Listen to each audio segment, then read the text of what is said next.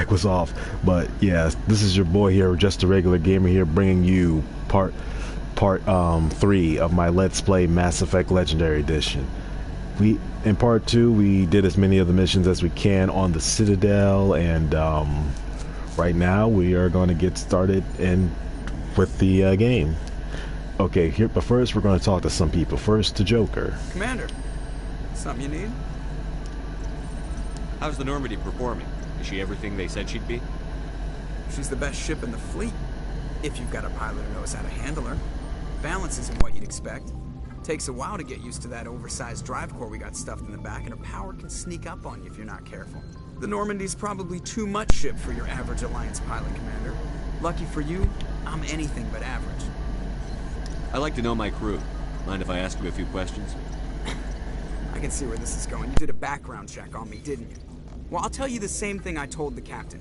You want me as your pilot. I'm not good. I'm not even great. I am the best damn helmsman in the Alliance fleet. Top of my class in flight school, I earned that. All those commendations in my file, I earned every single one. Those weren't given to me as charity for my disease. I'm sorry, Joker. I didn't even know you were sick. You mean you didn't know? Oh, crap. Okay, I've got Froelich syndrome, brittle bone disease. The bones in my legs never develop properly. They're basically hollow, too much force and they'll shatter. Even with crutches and my leg braces, it's hard to get around. One wrong step and crack! It's very dramatic. But I've learned to manage my condition, Commander. Put the Normandy in my hands and I'll make her dance for you. Just don't ask me to get up and dance unless, you like the sound of snapping shin bones. I need to know more about this Froelich syndrome if I'm putting my ship in your hands. Yeah, of course you do. It's an extremely rare condition. Nobody knows exactly what causes it. Genetic, maybe. It's treatable, but there's no cure. They classify my case as moderate to severe. I was born with over a dozen fractures, hip, thighs, ankles. My bones were already breaking in the womb. 100 years ago, I wouldn't have survived past my first year. Lucky for me, modern medical science has turned me into a productive member of society. You're not gonna break a bone trying to fly the ship, are you? I don't fly with my feet, Commander, so I'm fine as long as I'm in this chair. I gotta be real careful when I get up to take a piss, though. I can do my job as well as anyone on the ship. Better, actually. So don't worry about it. I'm not trying to make you uncomfortable. Let's talk about something else. Whatever you want, Commander. Why does everyone call you Joker? It's a lot shorter than saying Alliance Flight Lieutenant Jeff Moreau. Plus, I love to make little children laugh. I was just thinking how much you remind me of Santa Claus. Look, I didn't pick the name. One of the instructors in flight school used to bug me about never smiling. She started calling me Joker, and it stuck. Why didn't you ever smile? Hey, I worked my ass off in flight school, Commander. The world's not gonna hand you anything if you go around grinning like an idiot. By the end of the year, I was the best pilot in the academy. Even better than the instructors, and everybody knew it. They'd all got their asses kicked by the sickly kid with the creaky little legs. One guess who was smiling at graduation? I have to go. Alright, see ya. A little backstory on Joker, which if you played Mass Effect 2 and you've seen the different things that you can get to make Shepard more badass, like increase his health and stuff, it makes you wonder, why didn't Joker or Shepard just say, hey Joker, there's this procedure that they're doing on me, maybe it will work on you.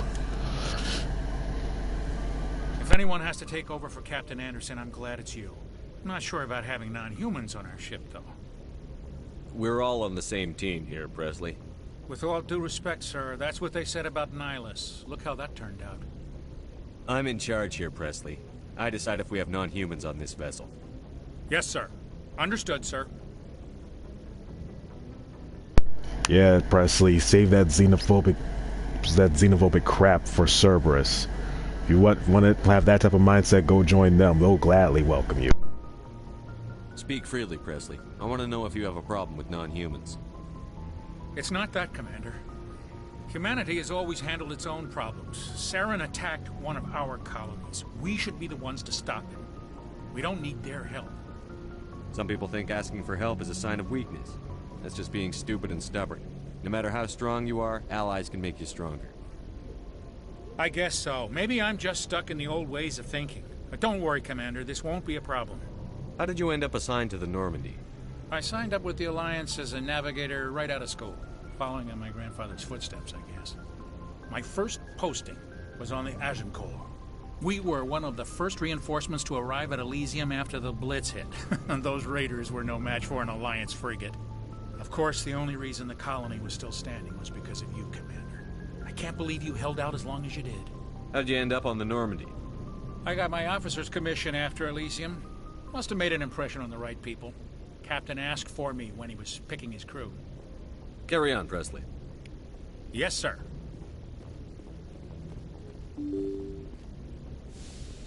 As you can see, I got a little bit of renegade right there, but hey, like, I don't like that xenophobic racist bullcrap. I don't like that. Not on my ship. See, if I was running an Alliance ship, like if I was in the military and I was running a ship like this or whatever, yeah, that racist crap, nah. Either you change it, shape up, or just leave, get off. Yeah, I don't want you around me. I don't care how good you are, how many recommendations you got. I don't care how many medals you got. That xenophobic crap, you gotta go. That xenophobic racist crap, you gotta go. You can't be on my ship with that mentality. Now let's go talk to a few members of my little team, starting with the old man himself right here. Nice ship you got, Shepard. What can I do for you? What's your story, Rex? There's no story. Go ask the Quarian if you want stories. You Krogan lived for centuries. Don't tell me you haven't had a few interesting adventures. Well, there was this one time the Turians almost wiped out our entire race. That was fun. I heard about that. You know, they almost did the same to us. It's not the same. It seems pretty much the same to me. So your people were infected with a genetic mutation? An infection that makes only a few in 1,000 children survive birth? And I suppose it's destroying your entire species? I suppose it isn't all the same. I don't expect you to understand. Krogan. I was just making conversation. I wasn't trying to upset you. Your ignorance doesn't upset me, Shepard. As for the Krogan, I gave up on them long ago. The genophage infected us, but it's not what's killing us. Are your people really dying?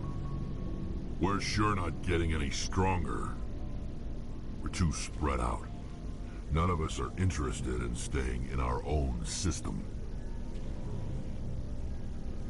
Lots of species have left their homes and prospered. But they go to colonize new worlds. We're not settlers. We're warriors. We want to fight. So we leave. Hire ourselves out. And most of us never go back. What can you tell me about the genophage?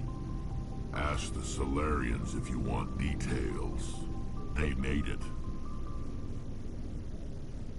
All I know, it makes breeding nearly impossible.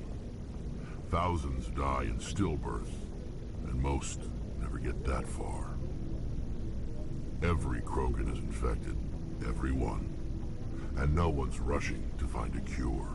Why don't the Krogan try to find a cure? When was the last time you saw a Krogan scientist? You ask a Krogan, would he rather find a cure for the genophage or fight for credits? He'll choose fighting every time. It's just who we are, Shepard. I can't change that. Nobody can. So long, Rex. Shepard. So that's the story on the whole Krogan genophage problem. Now let's go talk to our resident road dog. Thanks for bringing me on board. I knew working with the Spectre would be better than life at CSAC. Have you worked with a Spectre before? Well, no, but I know what they're like. Spectres make their own rules. You're free to handle things your way. At CSEC, you're buried by rules. The damn bureaucrats are always on your back. For the most part, the rules are there for a reason. Maybe. But sometimes it feels like the rules are only there to stop me from doing my work. If I'm trying to take down a suspect, it shouldn't matter how I do it, as long as I do it. But C-Sec wants it done their way. Protocol and procedure come first. That's why I left. So you just quit because you didn't like the way they do things? There's more to it than that. It didn't start out bad, but as I rose in ranks, I got saddled with more and more red tape. C-Sec's handling of Saren was typical. I just couldn't take it anymore. I hate leaving. I hope you made the right choice. I'd hate for you to regret it later. Well, that's sort of why I teamed up with you. It's a chance for me to get off the Citadel, see how things are done outside C-Sec. Either way, I plan to make the most of this. And without C-Sec headquarters looking over my shoulder, well, maybe I can get the job done my way for a change. If getting the job done means endangering innocent people, then no. We get the job done right, not fast. Got it? I wasn't trying to. I understand, Commander.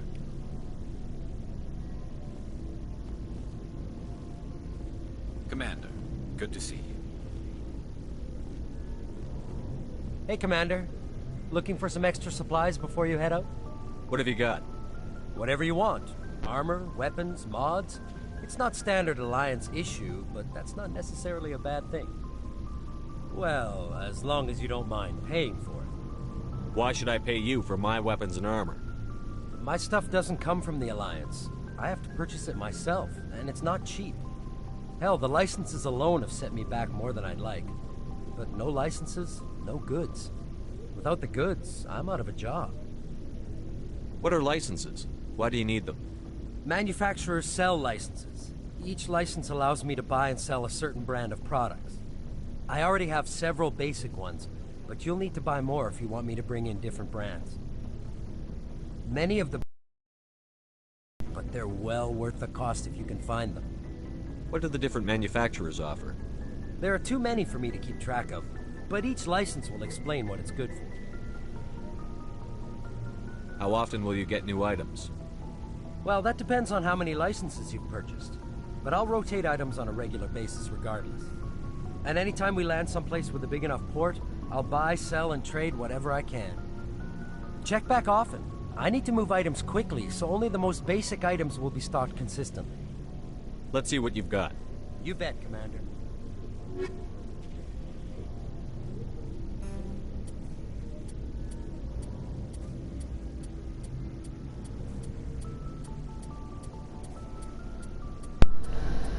As you've heard,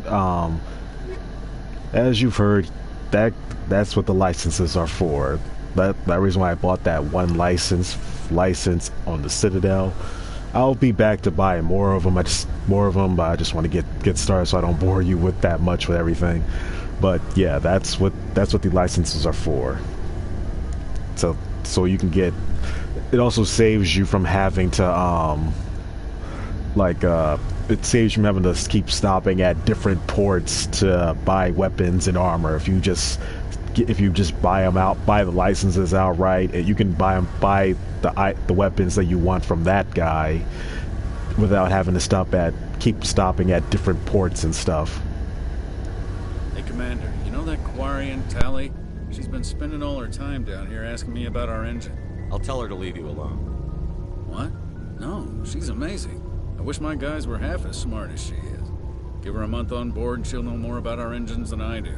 She's got a real knack for technology, that one. I can see why you wanted her to come along. I figured she'd be a real asset to the team. You've got an eye for talent, Commander, but I'm guessing that's not why you came down here. Fill me in on the IES stealth systems. How does it work exactly? You can't hide a ship out in space. They emit too much heat and radiation. Too easy for sensors to pick them up, unless you find a way to capture those emissions. So our stealth systems trap the energy we give off in storage sinks built into the ship itself. No emissions to give away our location. Eventually the sinks have to be vented. More than a few hours silent running and they overheat. Cook us inside our own hull. There's no way for anyone to detect us? A visual scan can still pick us up. Anyone looking out a window can see us plain as day. But you have to be pretty close to get an actual visual out in space. Most vessels rely on scanners. As long as the stealth systems are engaged, they can't see us. Not unless we accelerate to FTL speeds.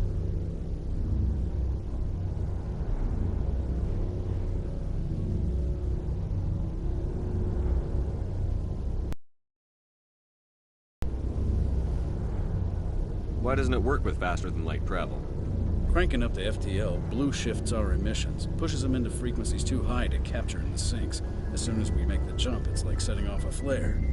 Sensors can pick up our location whenever we enter or exit FTL flight, but for short-range missions, our stealth systems are amazing, and we've got the only one.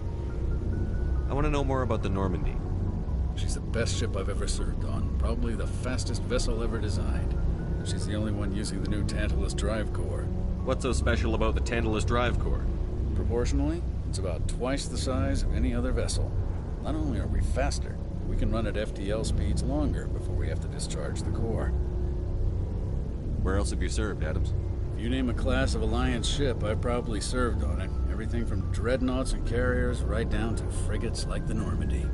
My last assignment was on the Tokyo, only a cruiser, but she was a good ship. Couldn't hold a candle to the Normandy, though. Carry on, Adams. Aye, aye, Commander. Your ship's amazing, Shepard. I've never seen a drive core like this before. I can't believe you were able to fit it into a ship this small. I'm starting to understand why you humans have been so successful. I had no idea Alliance vessels were so advanced. The Normandy's a prototype. Cutting-edge technology. A month ago, I was patching a makeshift fuel line into a converted tug ship in the flotilla.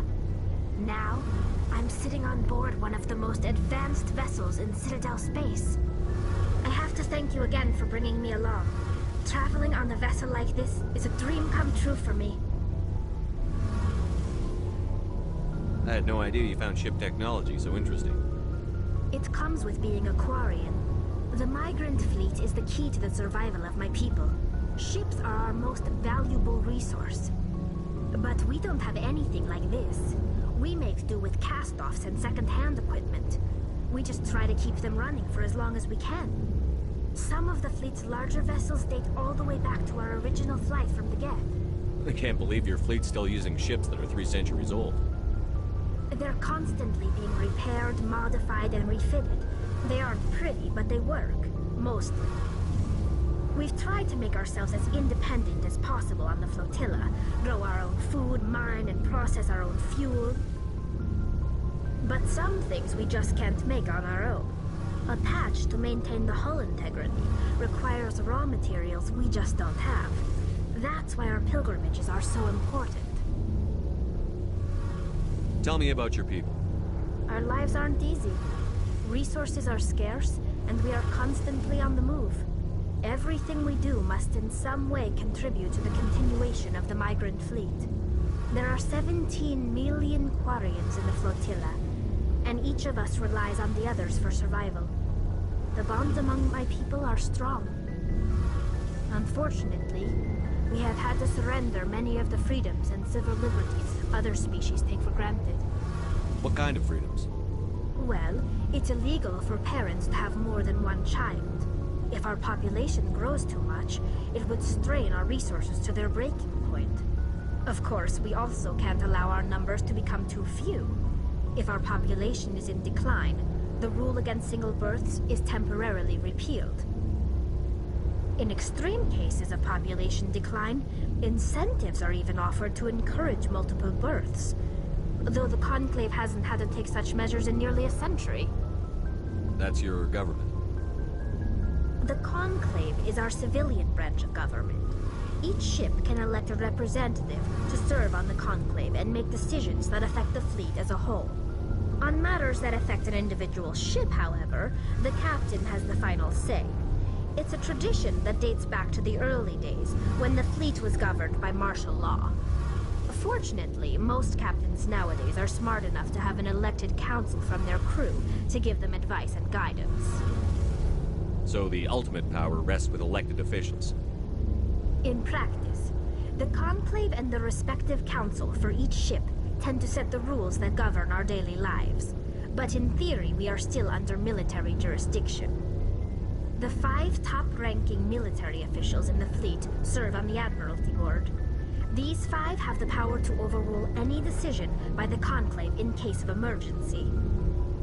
To do so requires unanimous agreement among the Admiralty. and they can only do this once. After that, the entire board must resign their posts. It's a safeguard that served us well. In nearly 3 centuries, the Admiralty Board has only overruled the Conclave 4 times. I want to know more about the Geth. I doubt I can tell you anything you don't already know. It's been almost 3 centuries since they drove my people into exile. All I know is the story of their origins. What they were when we created them, and how they turned on us. Interesting. The Geth were originally created to serve as an automated manual labor force. Initially, their intelligence was as limited as any VI. Over time, we made small modifications to their programming to allow them to perform more varied and complex tasks, bringing them closer and closer to true AI status. How come the Council didn't step in and stop you? This wasn't true AI research. We may have been skirting the bounds of the law, but we never did anything that was actually illegal. The changes were so insignificant, so gradual, that we were able to control them. Or so we thought. But one thing we underestimated was the power of the neural network. A million Geth thinking simultaneously created an inherently unstable matrix. So, the Geth share brain power? Many of the Geth's logic systems were designed to work in concert with other nearby Geth. Basically, the more of them you have in a group, the smarter they are. So there's some sort of group consciousness?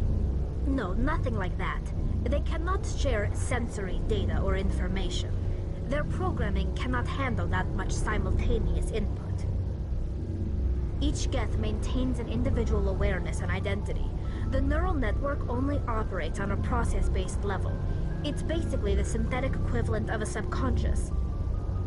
But when they're in close proximity, they can coordinate low-level functional processes, freeing up more capacity for original or independent thought. That doesn't make any sense. I'm probably oversimplifying. The Geth are incredibly advanced and complex creations. All you need to know is that they get smarter when they gather in large numbers. As we built more and more Geth, their effective intelligence became more sophisticated, more abstract. One day, a Geth began to ask its Quarian overseer questions about the nature of its existence. Am I alive? Why am I here? What is my purpose? As you can imagine, this caused a near panic among my people. I don't see what's so bad about those questions. The Geth were created to engage in mundane, repetitive, or dangerous manual labor. That's fine for machines, but it won't satisfy a sentient being for long. The Geth were showing signs of rudimentary self-awareness and independent thought. If the Geth were intelligent, then we were essentially using them as slaves. It was inevitable the newly sentient Geth would rebel against their situation. We knew they would rise up against us, so we acted first. A general order went out across all Quarian-controlled systems to permanently deactivate all Geth. The Geth responded to this order violently. You can't blame them for fighting for their survival. We had no other choice. The Geth were already on the verge of revolution. By acting quickly, we had a chance to end the war before it began. The hope was that most of the Geth would still be little more than machines, incapable of organized resistance. But they had progressed much further than anyone anticipated. The war was long and bloody. Millions upon millions of Quarians died at their hands. In the end, we were forced to flee our own homeworld. We feared the Geth would pursue us, but they never came beyond the Veil. Now we drift through space, exiled, searching for a way to reclaim what was once ours. I want to know more about the pilgrimage. When my people reach maturity, we leave our birth ships and seek acceptance with a new crew. It's necessary to maintain genetic diversity among the fleet. But no ship wants to accept someone who will be a burden on them. So, to prove our worth, we embark on a pilgrimage. We set out alone, leaving the flotilla and our families behind us.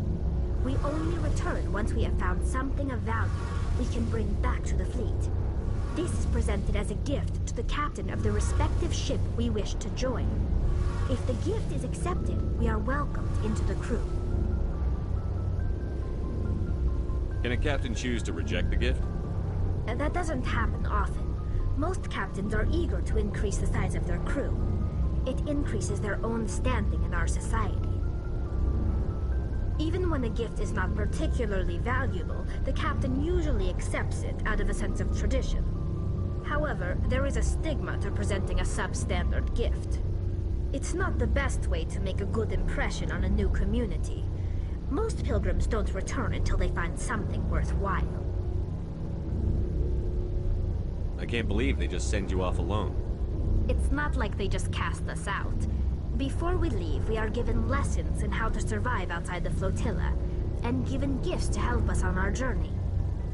We also receive implants to fight off sickness and disease. Generations of living in an isolated and highly controlled environment have left our immune systems weaker than most. By the time we leave the fleet, we are well equipped for the pilgrimage. This is a rite of passage for all Quarians. If it were dangerous, our numbers would suffer. Virtually every pilgrimage ends with a triumphant return and the ritual presentation of the gift to one of the fleet's captains. I want to talk about something else. Like what? I should go. See you later. Okay, guys, so we got a little bit more backstory on the whole Quarian and Geth animosity, which, in my opinion, I do fault the Quarians for this. Like, they basically made themselves they basically set up their own downfall.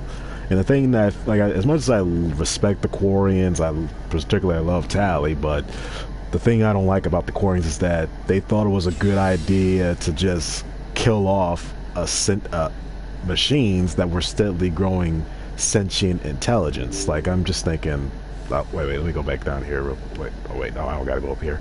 I gotta go up here. But yeah, that's what I fought that's one of the things I fought the Quarians for. I'm just thinking, like, but why? You guys thought it was a good idea to just kill off an entire.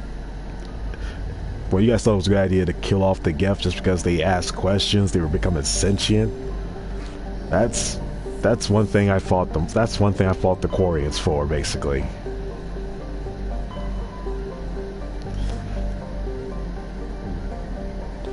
Now, before we go, normally I would go to Liara's dig site, but before that, we are going to the Exodus cluster.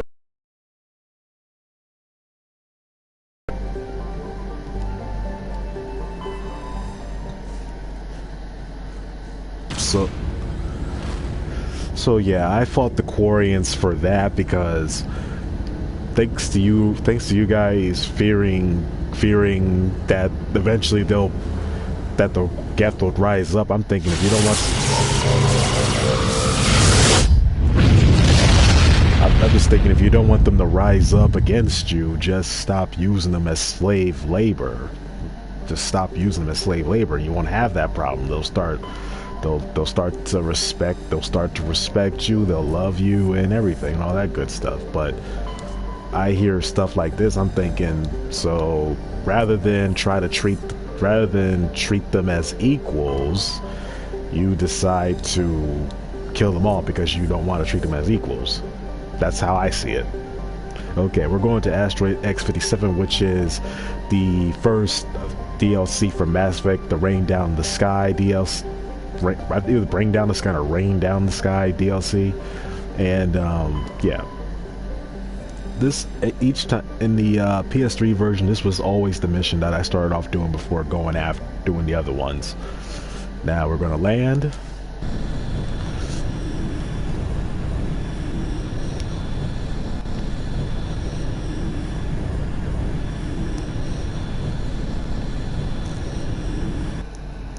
Now for this mission, I will be using Rex and Ashley.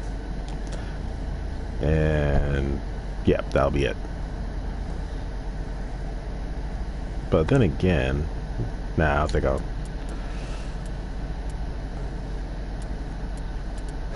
Yeah, I'll use Rex and Ashley. I'm just the reason why I'm trying to think this through is because, well, I want to like you know, because you get quarrying armor, I want to give that to Tali right away. But I remember I could do that as soon as I get back on the ship. All right, let's get started, and also see how the Mako handles. They said it handles well, so let's see how it handles now.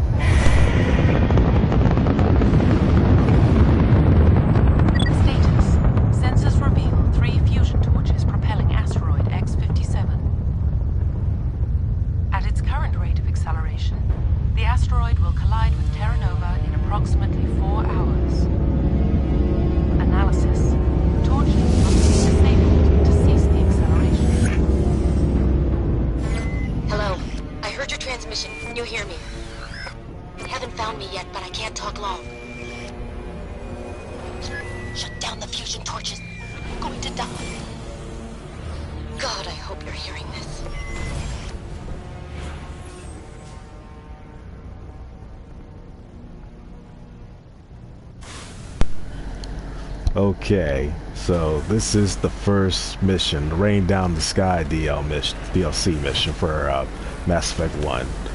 Now, it's been a while since I've used the Mako, so I'm trying to get used to it again. Oh, there we go. Alright, there we go. And the reason I'm heading up here because there's like a little mission that you could do, find all the research scientists. So I'm just going to get started on that right away.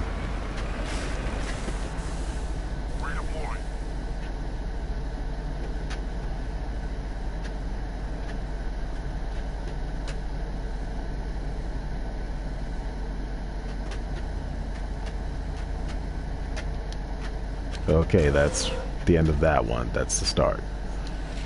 Get that. Same logs.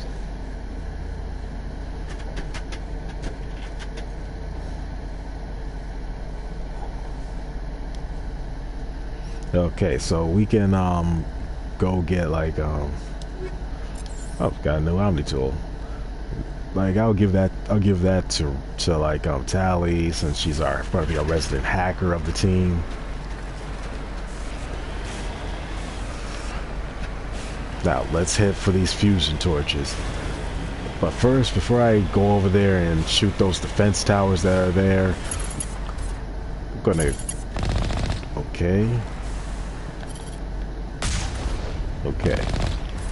Okay, there we go. Just want to get used to the shooting, because it's been a while since I've played this.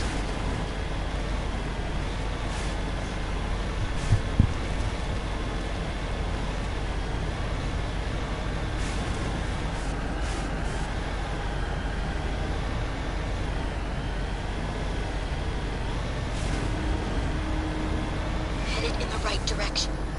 I don't know who you are, but I'm... Damn it. Go.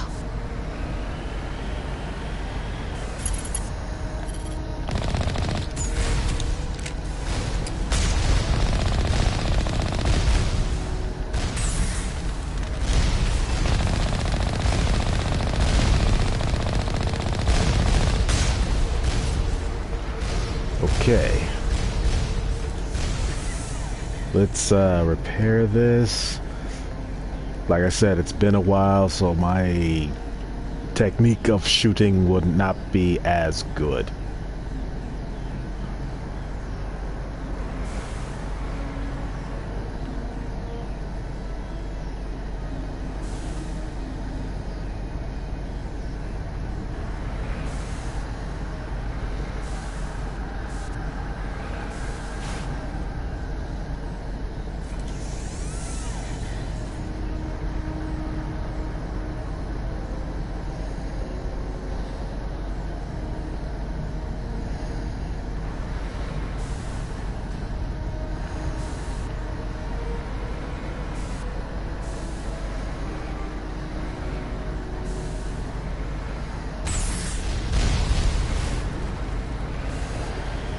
Okay, as you can see, if I get closer, we don't want to constantly have like multiple turrets on us, because that will just take you down real quickly.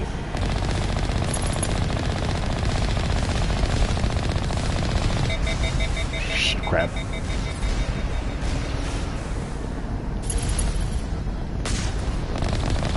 Okay, that's one.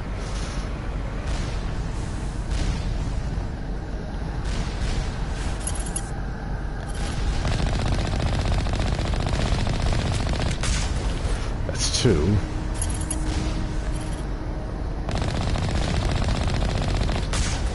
Okay, that's three.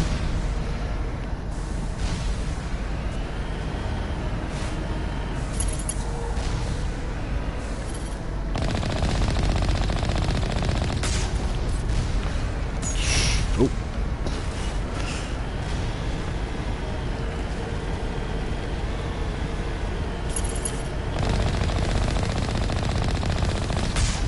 There. That's all the turrets for this area. Before we head inside, let's go up here.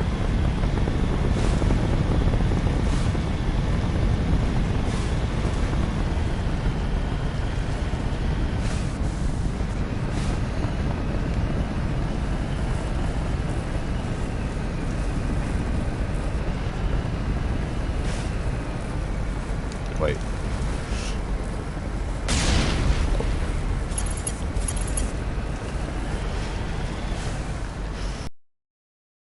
We gotta get up here now.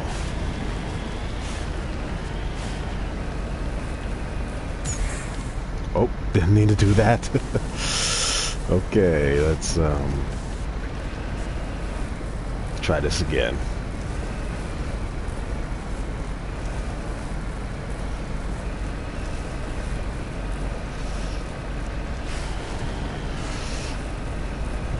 And right up here.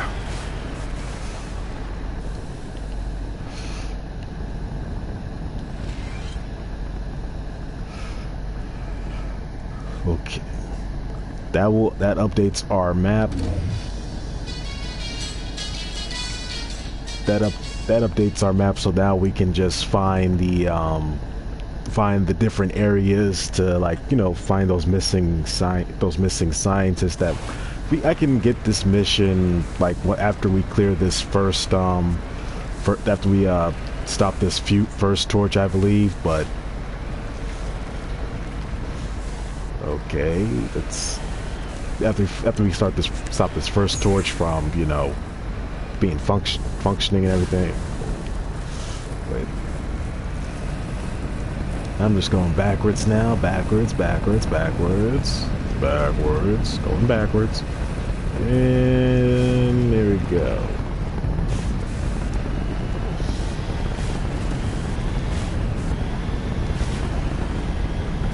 Okay, I'm starting to get the hang of the controls again. It's all coming back to me now. Okay. Inside, let's go.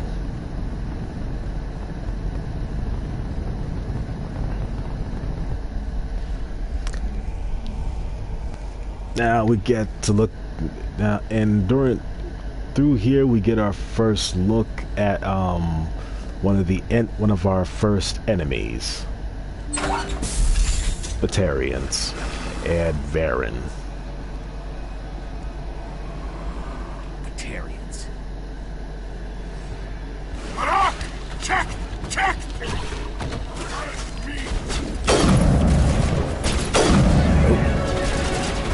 Oh, and I gotta leave. Release the Varus!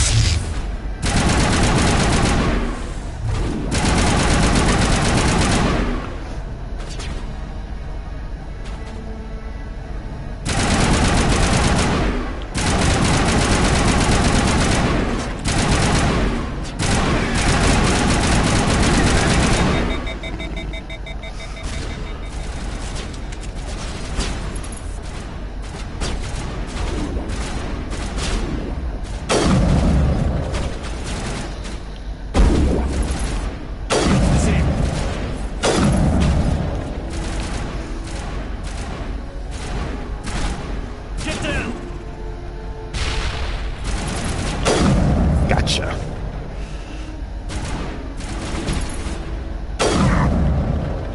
Boom, headshot.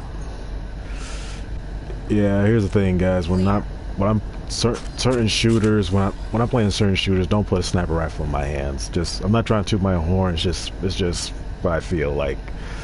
It's just, well, not what I feel. It's just how it is. Like, don't put a sniper rifle in my hands. Ever since I played Call of Duty, I've just had an unhealthy obsession with sniper rifles. Well, not an obsession. Just I like using sniper rifles. Yeah, you see, if I had someone else here, like say Ashley and Garrus, then I'll be able to unlock that, but I can't. But the reason why I'm having Rex and Ashley with me right now is because I'm trying to get this trophy that if you have, like, if you do 5 missions with certain characters, you get like a trophy. And I've already done 5 missions with Kaidan, Garrus, and Tali.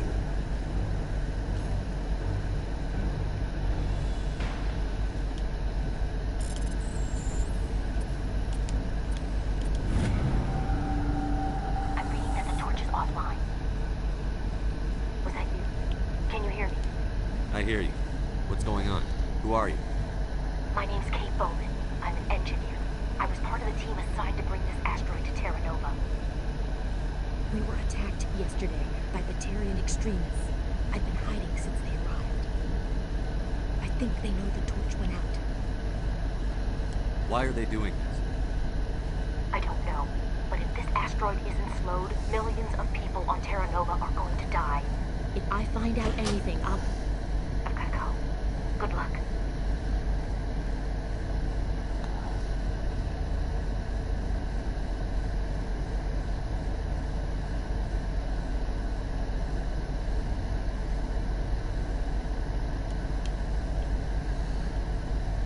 So okay, we got a Batarian extremist wanting to.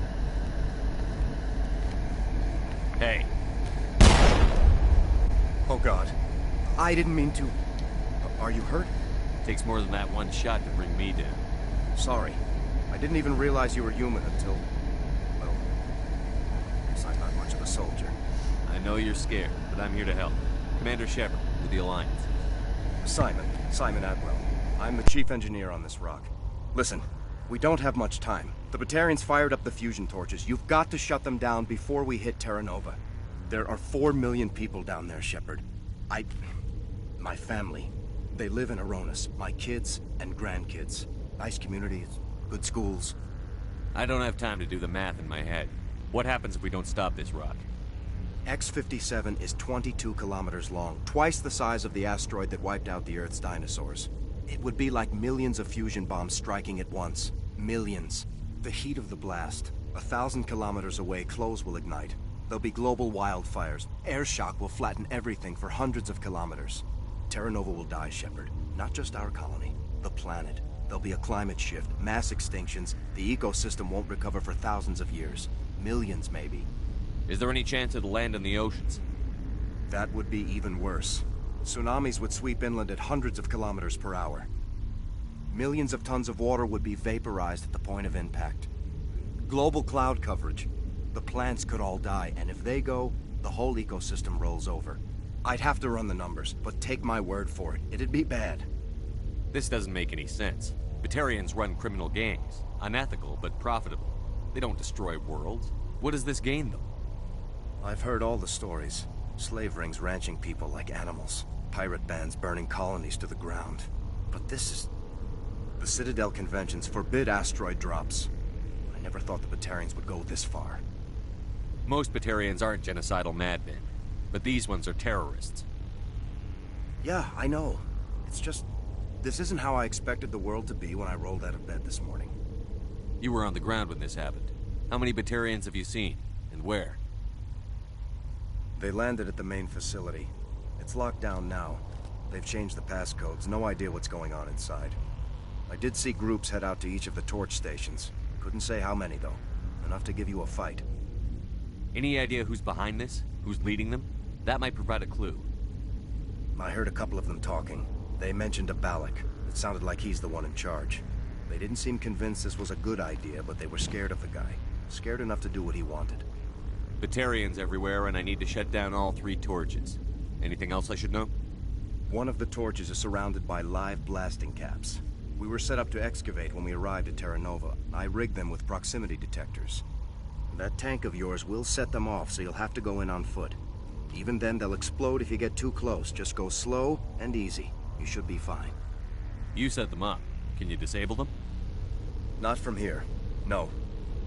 There are manual controls by the entrance to the torch facility inside the blast zone. You can disarm the caps there. One last thing. I had a crew working off-site when the attack hit. I'm worried about them. These Batarians are ruthless.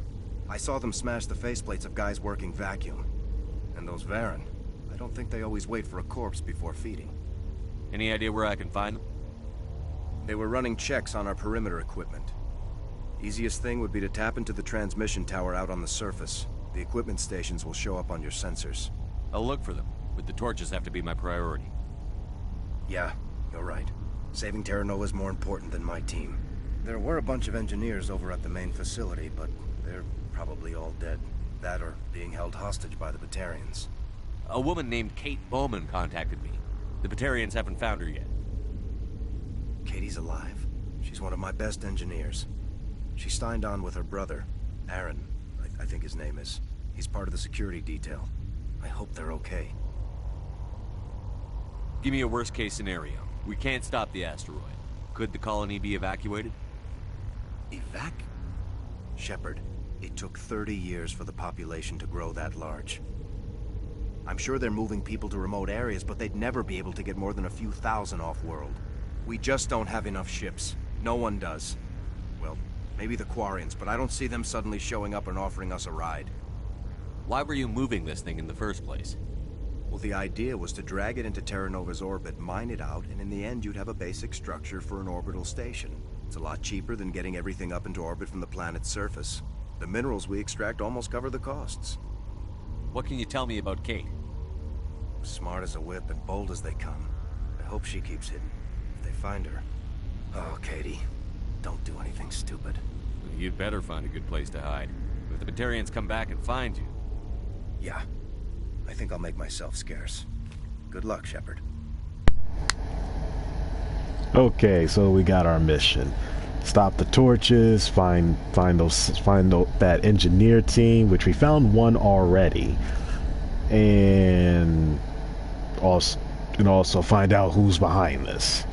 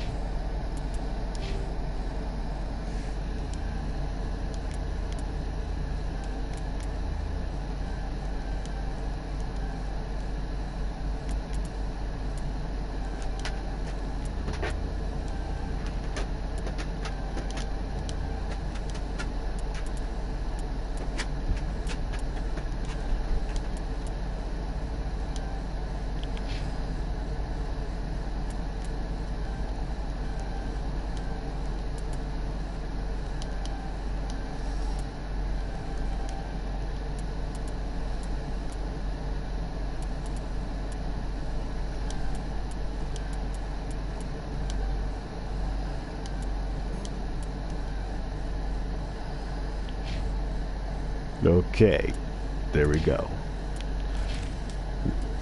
Oh wait, oh, I was gonna look at the map first.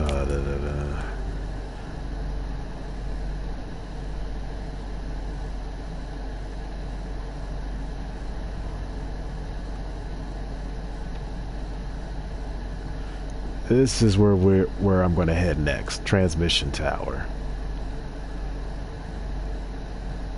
Because this tower is how we'll find the rest of that engineer team.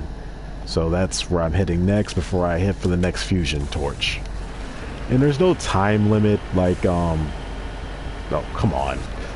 There's no time limit for how quickly you need to disable the fusion torches. Just get them done. Just disable them and that's it. But you still got well, there is a time limit, I believe. Like, just don't ignore this, because if you ignore it, then I think you can't complete the mission. If you just ignore it if you ignore the mission, if you ignore the mission or hold off on doing it for too long, you will fail. Millions will die, and yeah. Because I think Terra Nova will play a role at some point later on in the series. I can't remember. It's been a while. I can't remember. So you see this here thing that's spinning very, very, very fast. Repair it.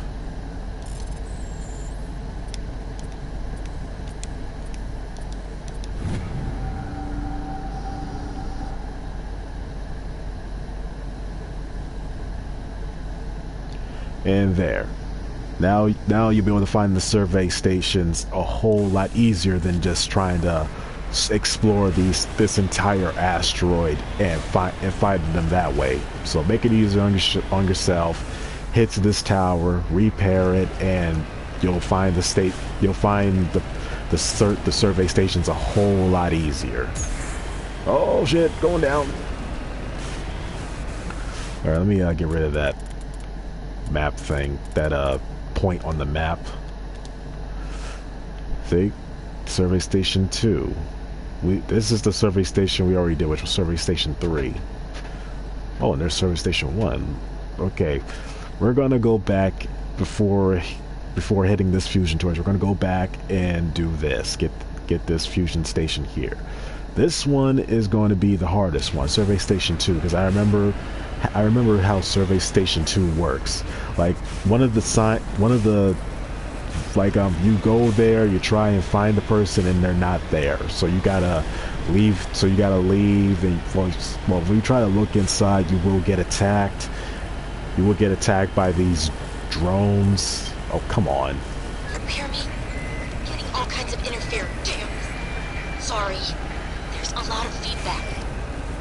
See if I can fix it. In the meantime, just keep doing...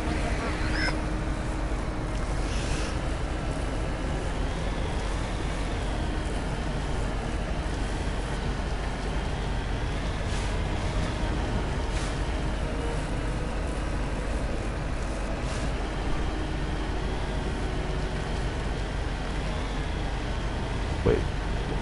Let me see if I'm in the right area, because nope, I am close though. It's right here. It's right past this point, past this rocky outcropping, and they have really done well with everything. I mean, they really done well with remastering this entire game so far. Like Mass Effect, the first because like if you guys remember the first Mass Effect game, I know I'm repeating myself by saying this, just trying to make conversation. But if you remember the first Mass Effect game, you remember how it looked, the graphics on the first edition of it, the original, it looked extremely dated, just really dated. This looks awesome. They really put out all the stops for this, because they realized that the graphics were dated. They realized that people are not going to want to be interested in play. Probably, well, I would have still played it even if they didn't remaster. I would have still played it, but you know, you got that one group out there that's like, oh, these graphics are horrible. I'm not going to play this. Okay.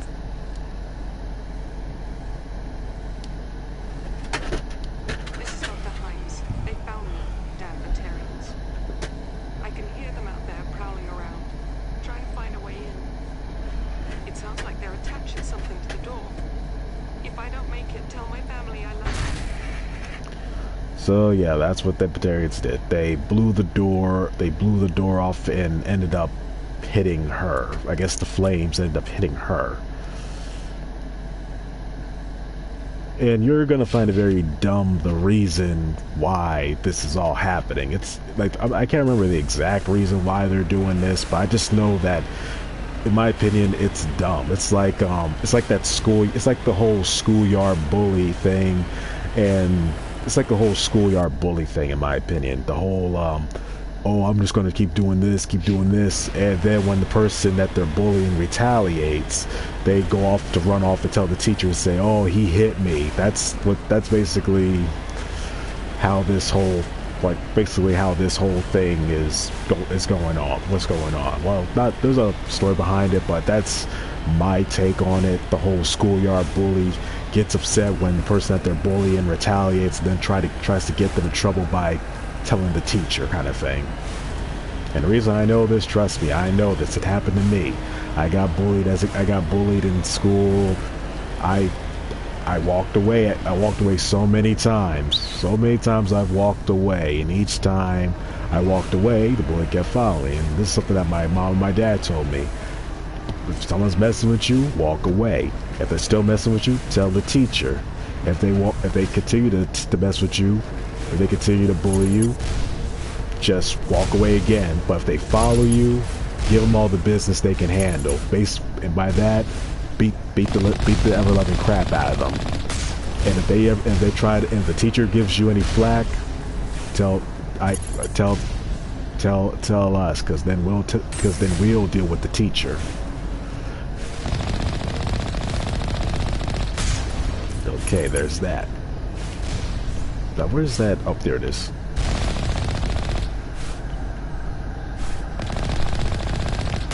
There. Okay. That's clear. Now, this is... Ground penetrating radar detects anti-vehicle demolitions nearby. Proceed on route. This is extremely... It's not difficult, it's just you gotta be really careful. These demolition charges, so you gotta... I'm pretty sure I could just come down from the mountainside and slip through, but I don't see how that's gonna help or work. So just walk slowly. You'll see a bar that proximity detection bar. Just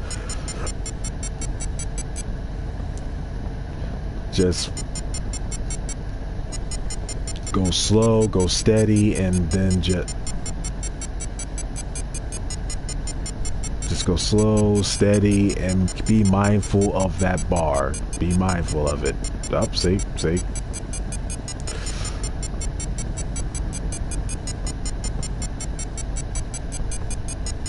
Okay, that's not going to work.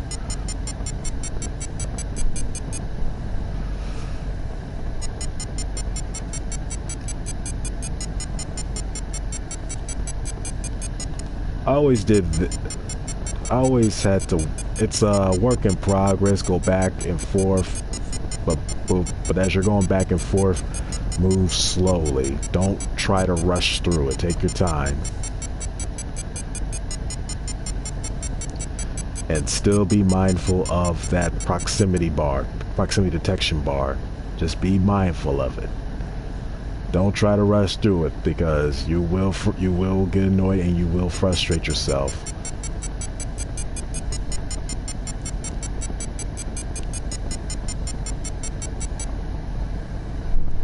See? This is the halfway point. We're not there yet. Still go slow. Just be careful.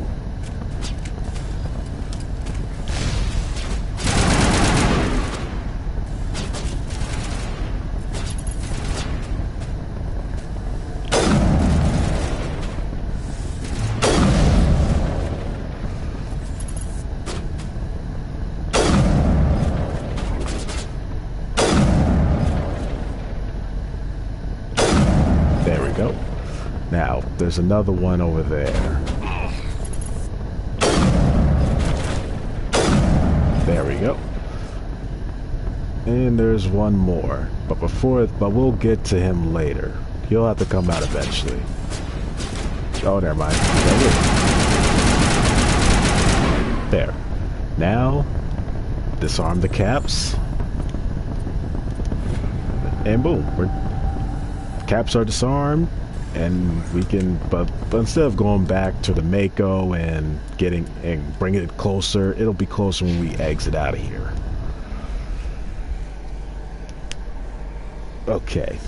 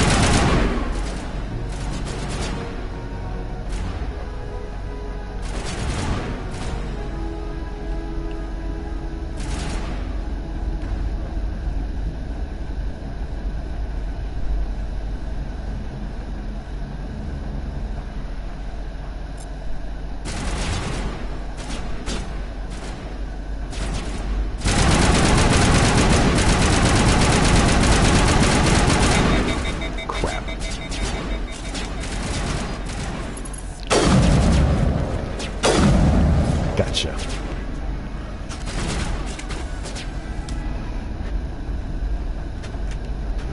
Now let's hit up these stairs. They'll come to the stairs, don't worry, see? Okay.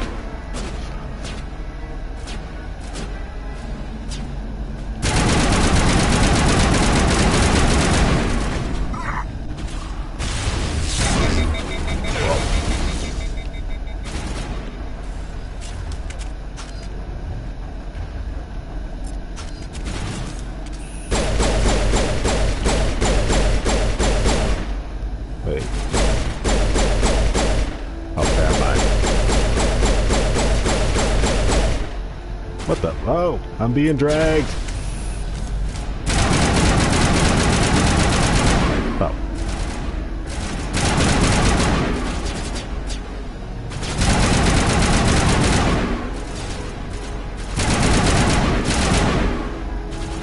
Come on. Wait.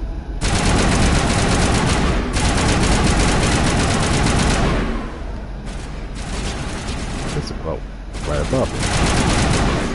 There.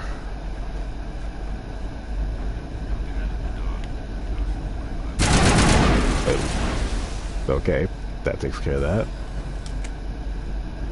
Area secured. Maybe I should have brought Tally and Garrett so I can open up these crates. I'll open them up. I'll open them off screen. Just gotta focus on the mission right now. There we go. Are you there? You've got to hurry. You've really pissed them off. Their leader's setting charges everywhere. I think he's going to blow this whole facility. Get away from there! Oh, crap. Don't shoot, please! No!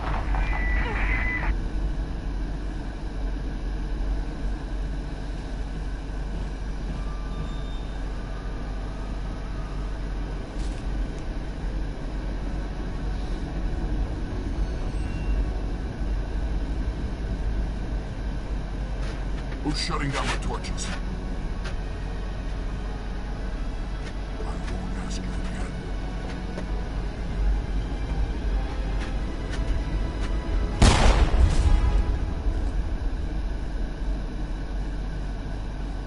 Find this problem and deal with it.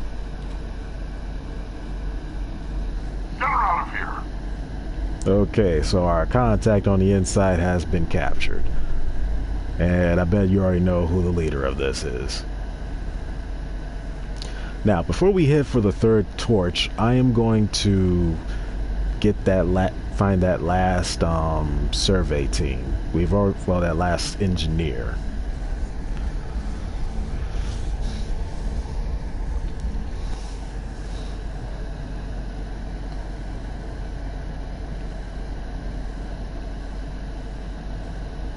Wait. Where's the Mako? Oh, there. Looks like I was wrong, guys. The Mako did not appear at the entrance as I thought it would. I think in the original it did, but I guess they prevented that. So okay, that's a dumb on my part. Okay, but wait, oh, wrong one. Okay, like I said, where's the map? Okay, we've already found this, and we've already done this, and this. Before hitting here, we are going to go over here to Survey Station 2. And as you can see, the third fusion torch is just right on the way. And then after we get done with the other fusion torch. Wait. After we get done with the other fusion torch, and you know, we'll head for the main facility. But first, we're gonna do that whole getting to that next survey station. So that way, after we get done with that, we can just leave. We could just, you know, leave and all that good stuff.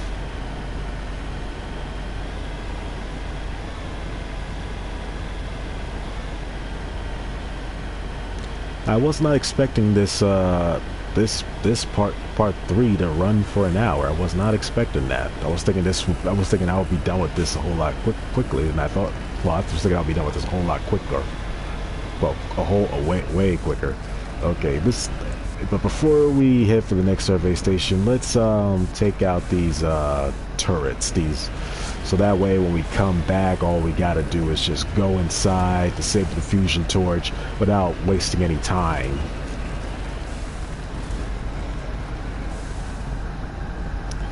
I can't remember how, but I found a way to make it so where where these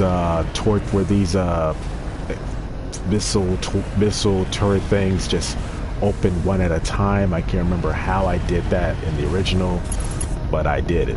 It wasn't easy, but I did. There. Just whittle them down with bullets, and then once their shields fully drop, take them out with a missile. Simple, clean, and effective. There. Oh, here we go. Whoa. Okay, here we go. Now, okay, as you can see, there's 4 more of these, but I do not know. There's the 4th one.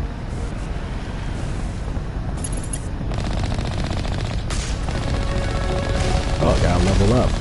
Okay, let's... Oh, there we go. There. Nope, back up. Okay, there we go. All the defenses around the torch have been cut off, but we're not going to enter inside yet. We are going to go to this next survey station.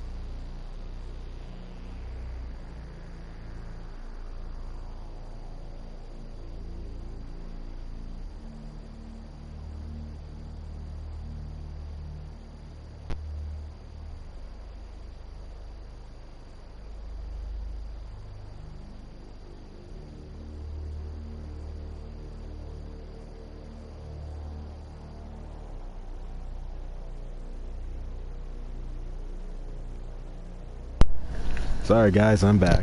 I will put a time skip in the comment section so that way when you guys watch this, you can skip this whole long pause scene right here. Okay. Unlock fitness.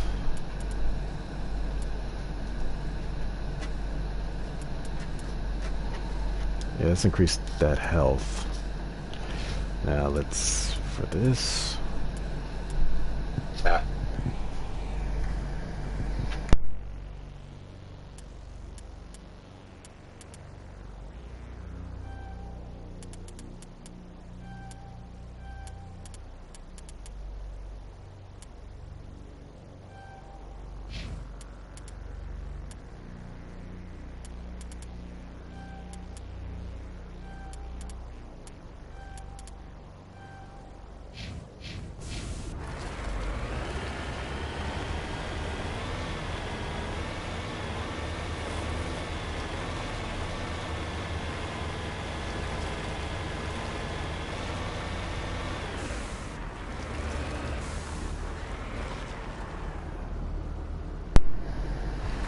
Now be careful guys when entering here, because as soon as you enter you will be attacked. So I'm putting the Mako real close so that way as soon as I exit I'll get right in. I can take out those enemies real quick.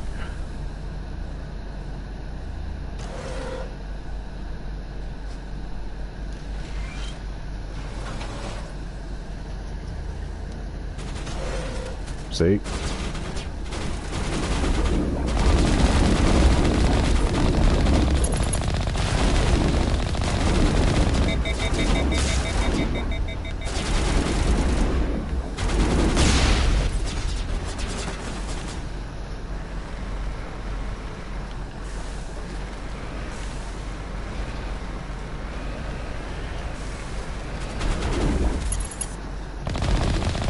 There. Okay.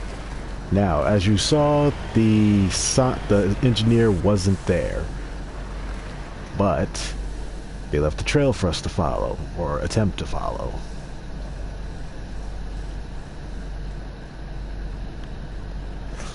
Now, this will take some doing. It's been a while since I've done this, but I know in the general direction where this individual is.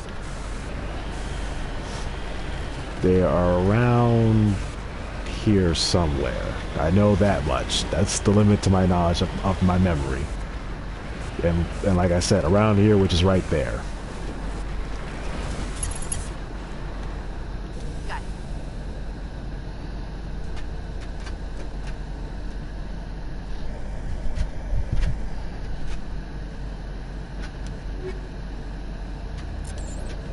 And we got a biotic amp. Since I'm not going to be using Kaidan and that much, I'll give this to my good old pal Rex. All yours, buddy. Now, that's all the that's all the engineers, and they are all dead. So unfortunately, that guy's team didn't make it. Now let's head to this fusion torch, and then after that head to the main facility.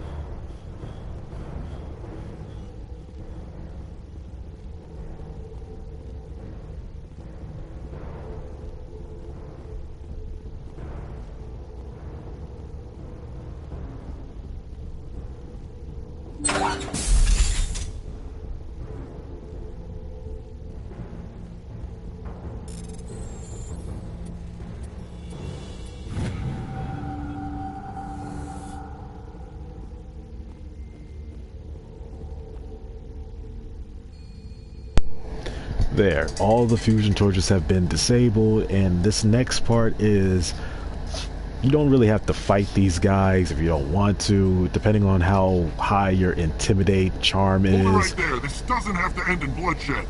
Yeah, see, depending on how high your intimidate / charm is, you can get out of here without a fight. Don't come any closer. We can do this the hard way, or we can end this peacefully. I didn't think you Batarians knew the meaning of the word. Look, I'm just doing my job here. Hijacking this rock wasn't my idea. I signed on to make a little profit. A quick slave grab, nothing more. This isn't just a slave grab anymore. Millions of people are gonna die. Don't you think I know that? I'm just following orders here. If it were up to me, we'd have already left. Well, it's not too late. You can still leave. I don't think so. Balak would skin me alive and sell my hide out of spite. Crazy bastard. This whole mission's gone to hell and I'm gonna pay for it. So why do you listen to him? Good question. I had a bad feeling about this from the moment we landed. Now Balak wants you dead. And what Balak wants, Balak gets. I can't change that. Do you always want to be second in command? Get me out of here and I'll take care of Balak. Then you can start giving the orders. Huh. An interesting proposal. It certainly has benefits over the current situation. Shut it down. This is Balak's problem now. I hope you're as quick with a gun as you are with your promises, for both our sakes. Balak will get what's coming to him, and so will you if I ever catch you in human territory again. Are we clear? Perfectly. Balak's holed up in the main facility. You'll need this to get in. Don't underestimate him. He's a mean bastard. Let's go. We're getting off this rock. See, don't even have to fight. As much as I don't like Batarians, because I really do not like them. Like, they are just, I just don't like these guys. I just like, if I can avoid it, I will try to talk things out. But if I can't, then you're getting riddled with holes. No ifs, ands, or buts about it. Now we are going to the main facility. Now that all the fusion torches are off, we are going to the main facility.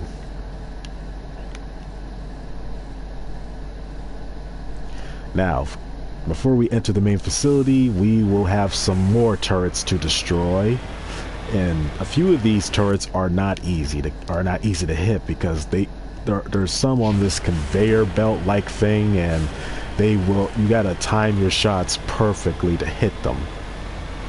Of course, you could just continue to fire, but then you'll overheat your main gun, and you have to wait for it to cool down, and you'll be left defenseless then. And that's not what we want. Okay, so let's continue. It's pretty simple to destroy the next line of turrets. It's really simple. Just time your shots, hit them correctly, but focus on the other turrets too, because they will be firing at you as well. And what I mean by conveyor belt, see that right there? That is the conveyor belt I'll tell you about. That door will slide open and the turret will go back and forth while it's firing at you. So, and while it's doing that, you got these other turrets here that are just pelting you, while this one here, and this one here is just blowing you away. So this is going to be a real tough one. Well, not really tough if you know what you're doing.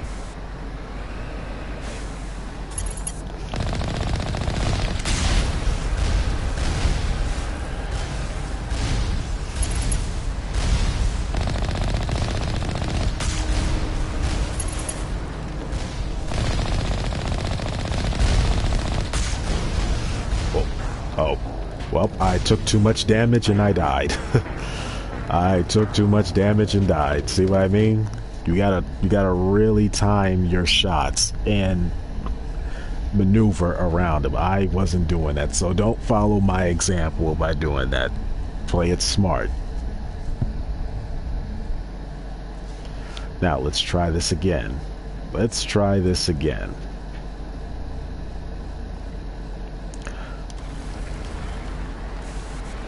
the Mako is your best bet when it comes to taking these things down. So if you guys want to say, oh, why don't you just get out of the Mako and take them out that way? No, because all it takes is one shot from those rockets. Shields and health will go just like that. Drop of it will just be gone.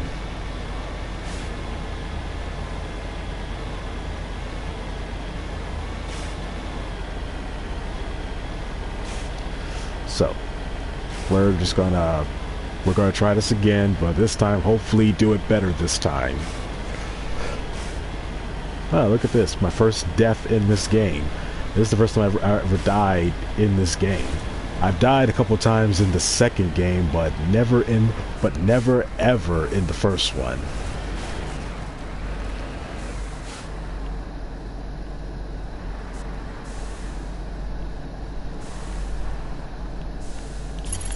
I just want to test something real quick.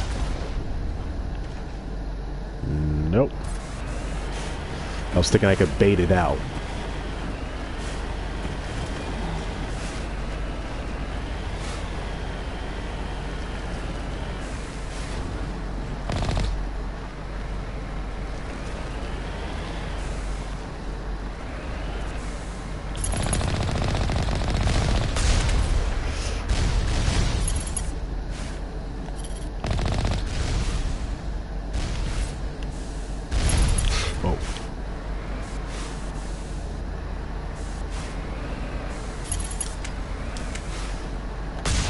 There, that's what.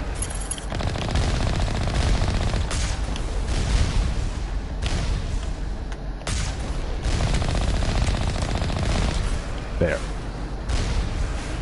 So basically, hit him with bug bites. Hit him with bug bites.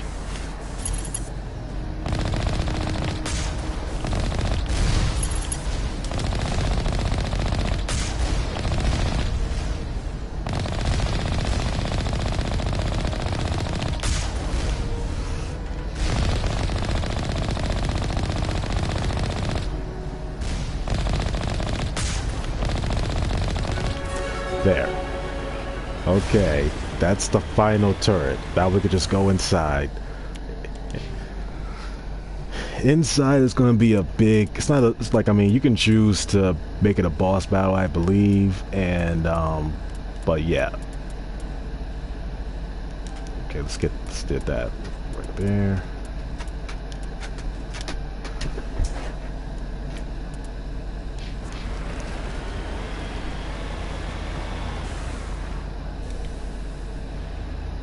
But I always choose not to make this a boss fight. I want to say, because if I do that, then people will die, and I don't want to do that. You'll see what I mean in a second.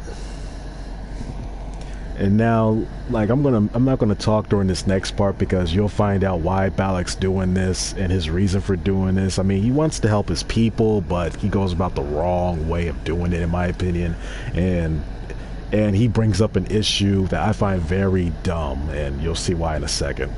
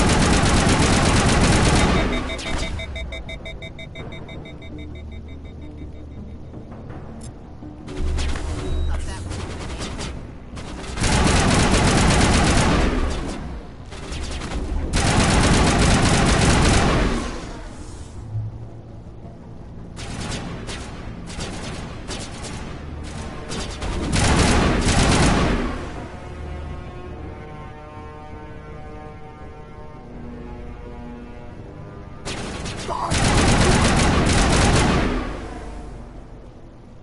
You humans.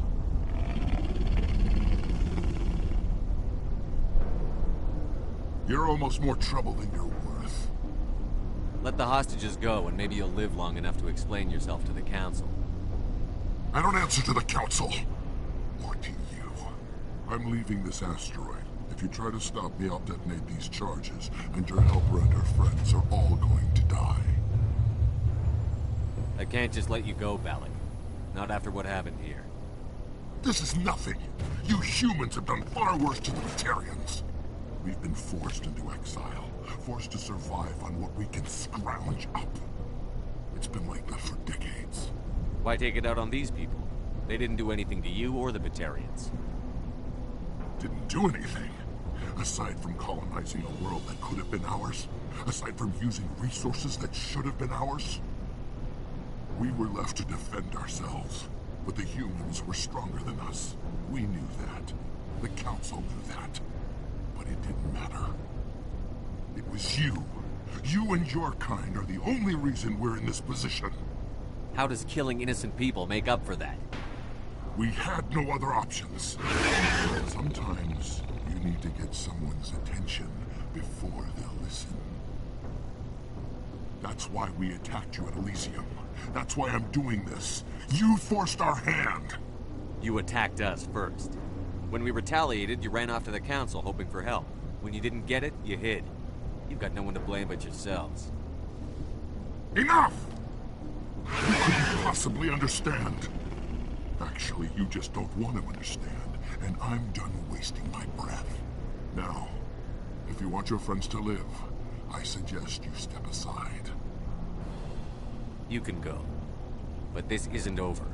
I'll find you eventually. Maybe. But I made sure you won't follow me today.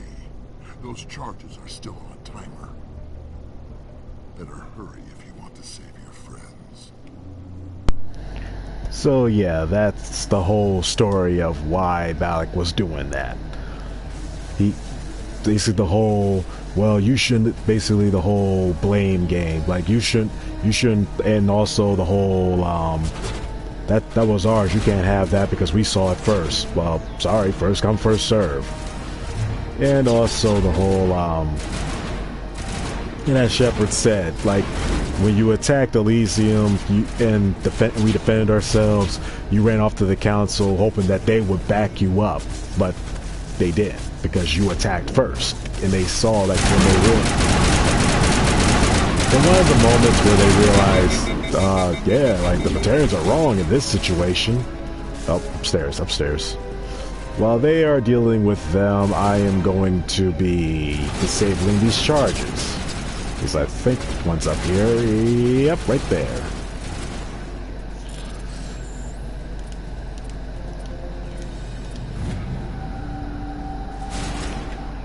See, I know, like, Balak loves his people, I respect that, but what you're doing, Balak, you're basically painting the Batarians in a bad light by doing that.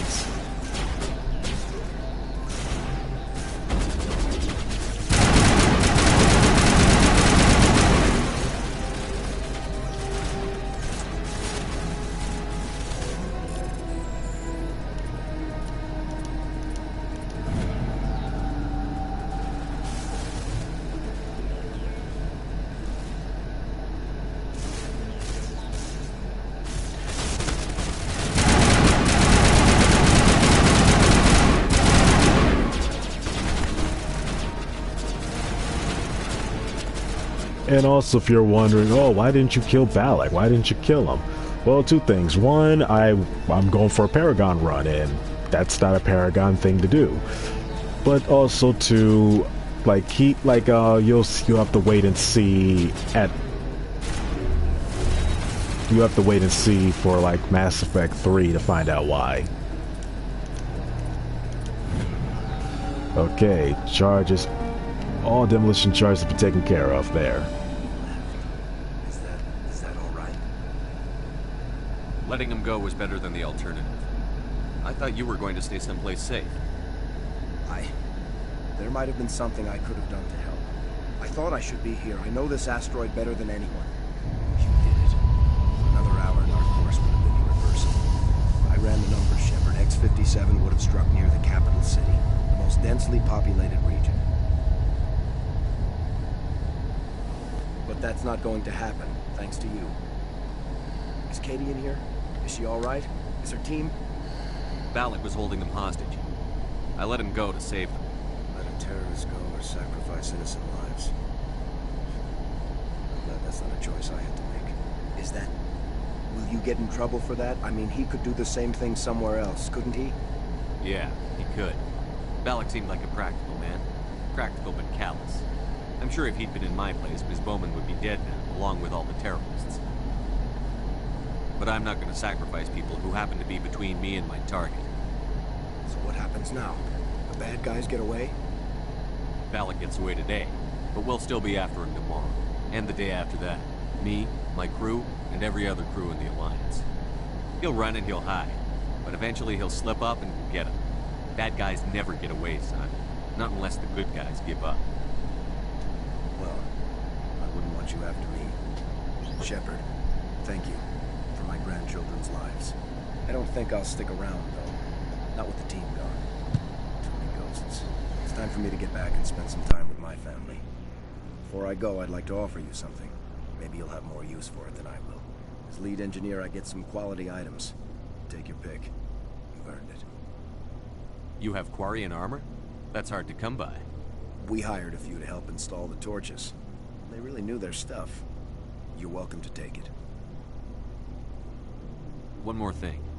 You asked me to look into your missing engineers? Have you found them? Yes, all of them. Their bodies, anyway. Oh. I see.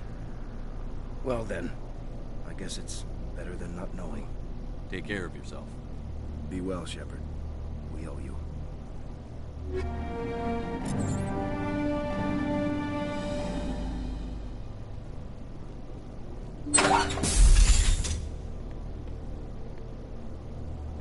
I can't believe you let Balak go. To save us. I half expected you to just let us die. Sacrifice the few for the many. Then I'd be no better than the Batarians. Besides, Balak won't get away with this. I know who he is now. He can't run forever. You sound like my brother.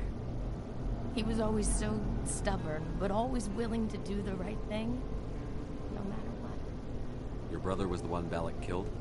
Yes. Aaron. He was the one who convinced me to join the team here. Said it would be an adventure.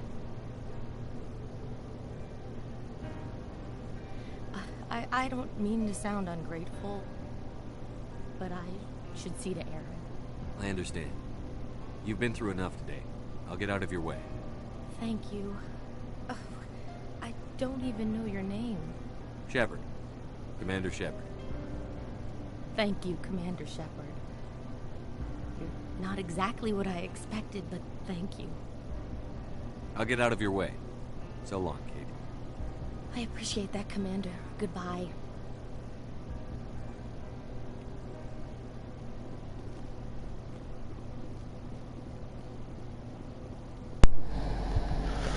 That's this mission taken care of. Now, let's get out of here.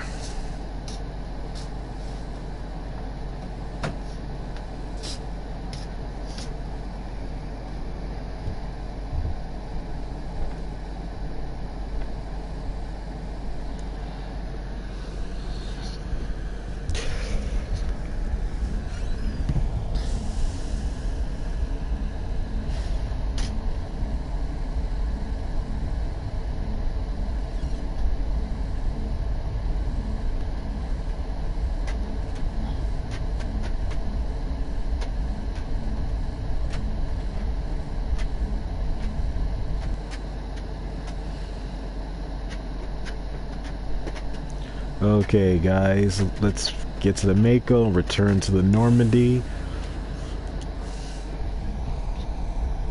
And I think that will be it for part 3 of my Let's Play Mass Effect Legendary Edition.